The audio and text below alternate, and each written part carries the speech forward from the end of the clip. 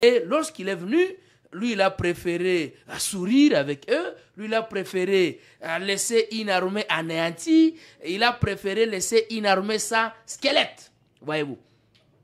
Une police tellement outillée. Nous devons avoir des politiciens acquis à la cause nationale. Pas ces politiciens vautours que nous avons, pas ces politiciens qui ne veulent que leur propre bonheur, messieurs les journalistes. Parce que la guerre signifie de déplacer, signifie des morts, signifie de blesser. Nous allons consacrer un petit moment pour parler de la situation de ces déplacés. Quelle situation aujourd'hui actuelle peut-on tracer de la situation des déplacés? C'est quoi les besoins exactement? Pour moi, les besoins sont énormes. Tu le sais toi-même, moi, avec certains téléspectateurs, bien sûr, nous avions aussi à mobiliser quelque chose où nous nous étions rendus avec celle qui était venue, même ici à Goma, pour assister certains de nos compatriotes. On a compris, les besoins, c'est tellement énorme. On peut citer, ils ont du mal à trouver à manger. Ils ont du mal à trouver les médicaments. Ils ont du mal même à trouver les abris, voyez-vous. Et c'est pourquoi d'ailleurs je lance toujours l'appel. Celles-là qui peuvent compter pour assister nos compatriotes, faites ça. C'est tellement important. Ça peut passer par moi, par l'autre, par tel autre. C'est tellement important. Mais nous devons bien comprendre que les besoins sont tellement énormes. Je venais de citer le manque des abris. Il y a la difficulté aujourd'hui d'accéder à l'eau potable. Aujourd'hui, il y a un sérieux problème dans les cas des déplacés. Il y a des femmes violées dans les cas des déplacés. Ça, on ne peut pas nier. Il y a des enfants qui meurent à cause de la famille dans les cas des déplacés. Mais tout ça, ce sont des conséquences de la guerre. La guerre, normalement, je ne peux pas soutenir la guerre. Moi, personnellement, je ne peux pas soutenir la guerre. Mais on a fini par comprendre que l'unique solution à ces problèmes, c'est la guerre une fois pour toutes. Le problème est que la guerre persiste, mais la guerre devrait finir avant le temps.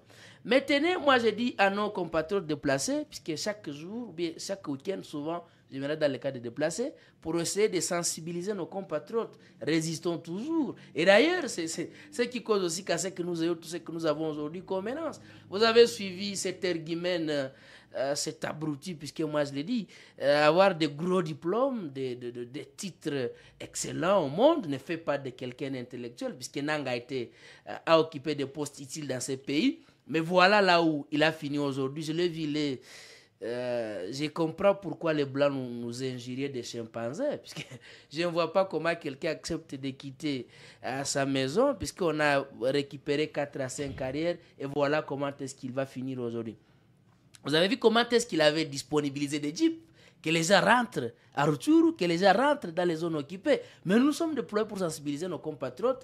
Ne rejoignez pas ces gens. Si vous y allez, ils vont encore vous tuer, ils vont encore violer vos mamans, ils vont encore violer même vos enfants, puisqu'ils sont des criminels tout haut. Et nous, on a compris, ils cherchent à utiliser nos compatriotes comme leur bouclier humain. C'est pourquoi nous disons toujours à nos amis, si vous pouvez voir quelque chose, assistons nos compatriotes.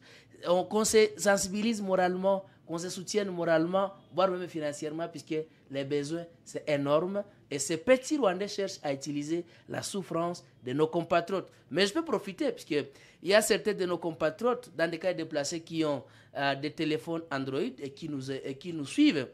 Nous leur disons que résistons, nous venons de faire des actes et notre sacrifice ne peut pas passer inaperçu. Alors, espoir par continuité dans ces débats, nous savons la première ministre qui est à Goma, elle est en train maintenant de se rendre dans les camps de déplacés pour suivre de près la situation de déplacés. Nous allons suivre d'ailleurs, sur la technique n'est pas en contradiction avec moi, nous allons suivre la première ministre qui est arrivée à Goma et revenir sur cette continuité d'analyse par rapport à ce qui se passe à l'est de la République démocratique du Congo.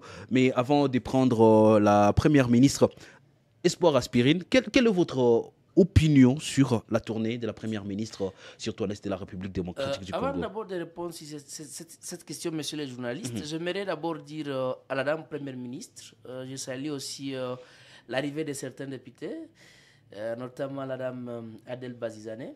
Élie du territoire de Nyiragongo. Exactement. Il y a Mouniomo, que nous saluons aussi. Il y a aussi Iber Furubuta et les autres.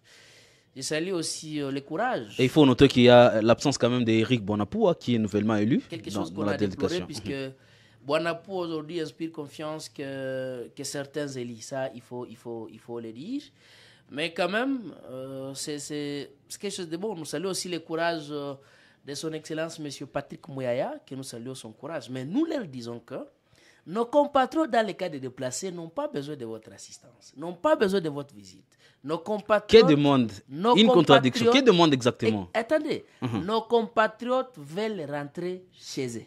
Et vous devez tout faire, vous comme nos ministres d'ailleurs. Vous devez vous battre pour que le gouvernement puisse doter les moyens conséquents à l'armée